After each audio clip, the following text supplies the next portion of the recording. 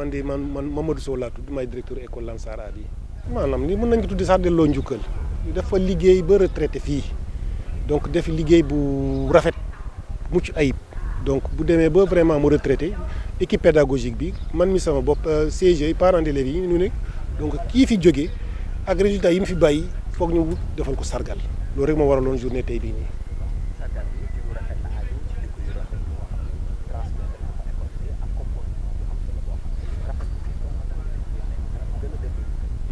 loolu la xam nga su fi def toon lu baax donc du am lii te moom dafee bokk puisque moom fii la dalee école fii la jàngee si CI ba CM2 dem liggéey ñëwaat jeexalee fi carrière am au service de l'État donc moom dafa bokk ci école bi defi lu baax loolu moo tax donc parents d'élèves équipe pédagogique bi ñoom il faut ñu delloo ko njukkal.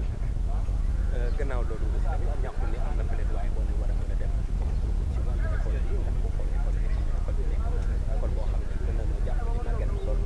waaw école bi màgget na puisque école bi 1960 la 1960 léegi boo jàppee presque 65 ans donc waroon na dem retraite bu yàgg école bi donc bâtiment yi màgget nañu te loolu état rek moo ko mën a defar du mairie mi ngi def li mu mën puisque mairie mooy fay ndox mairie mooy fay courant mairie mooy fay gardien mairie moo ñuy appuyer ci intrant pédagogique yi mais moom foofu doole fa la dooleem yem construction nag moom direction de la construction scolaire ñooy defar loolu ñooy construire ay bâtiment 2 ans ci ginnaaw classe bee ñu jàkkaarloo bâtiment bi dafa daanu woon heureusement ci vacances la woon fekku fi élèves yi maire moo ko defaraat mais dooleem fa la yem ñu ngi ñaan daal bu ñu mënoon am vraiment ndimbal bu jógee ci kaw ci état ba defaraat classe yi moo ñuy gënal.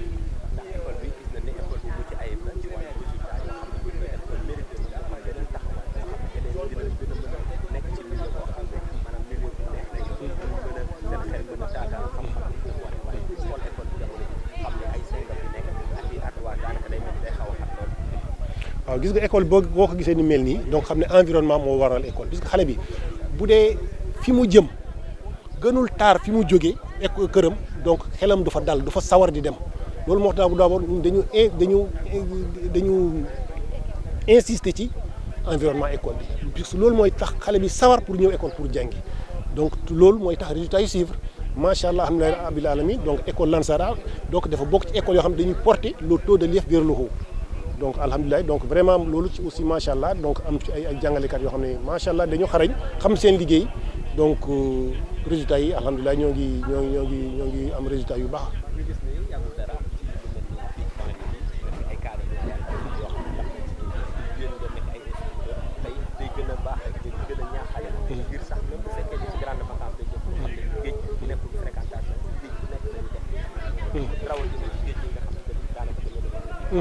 xam nga école comme ni ma ko waxee woon école dañuy jàngalee mais dañuy yaraate yar mooy xamal xale bi li mu war a def ak li mu warul def donc ci loolu duñ ci jóg xamal leen li nga xam ne lii lu baax la pour ñoom lii lu baax la pour seen njaboot géej ñëpp xam nañ ni géej danger la surtout géej ñu ne la fii géej bu ñuy tere la donc ñun du ñu jóg di leen sensibiliser bu leen di fréquenter géej ci suñu règlement intérieur dañu ne xale bi bu wàccee normalement 15 minutes 20 minutes lu muy gudd war na yegg këram donc loolu déjà dañ leen koy inculquer bu ñu wàccee 20 minutes au plus tard war nañu yegg seen kër bañ di traîner di tiital seen i waajur donc loolu aussi duñ jóg di ci sensibiliser waat xale yi par rapport au danger de la mer.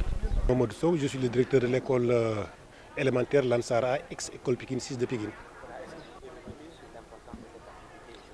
Wow, aujourd'hui on était là pour célébrer, pour honorer un doyen qui est allé à la retraite depuis 2022, que moi-même j'ai remplacé.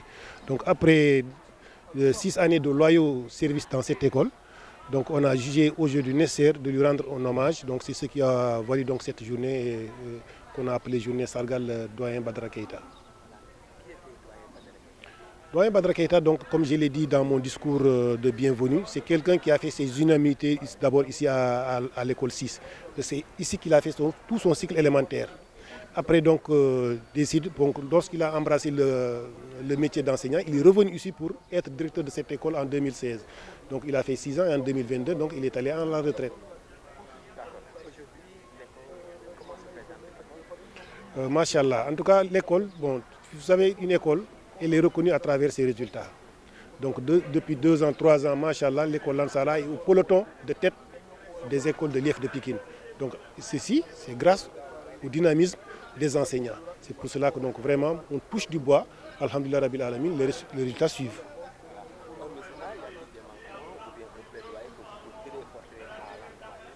Wow.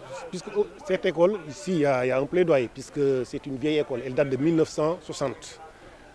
Donc, vous voyez que les bâtiments sont vétustes. Donc, les fenêtres sont vétustes. Donc, il y a une classe là en face où le toit s'est effondré il y a 2 ans. Et depuis lors, on court derrière, en tout cas, les autorités pour, en tout cas, une bonne réflexion. Donc, c'est le plaidoyer qu'on lance aux autorités administratives pour vraiment venir en aide à cette école Lansar. Voilà. Qu'en est-il de la prise des autorités locales? Bon, le maire, il fait de son mieux, puisque c'est lui qui paye l'électricité, c'est lui qui paye l'eau, c'est lui qui paye le gardien.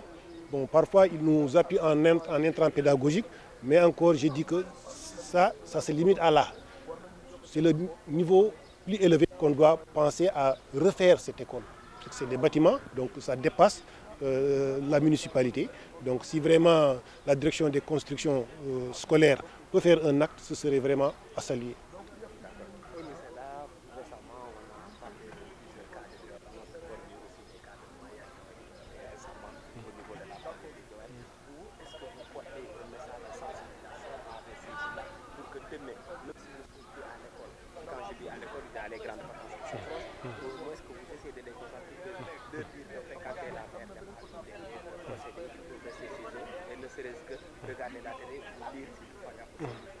Vous savez, l'école, comme on a dit, comme j'ai dit tout à l'heure, c'est une éducation permanente.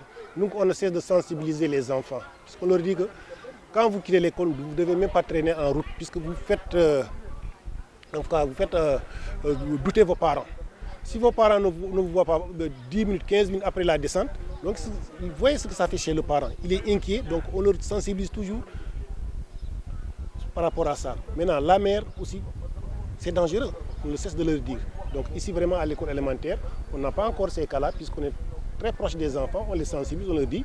Donc après la descente, 15 minutes plus tard, vous devez être chez vous. Et jusqu'à présent, c'est ce qu'ils respectent.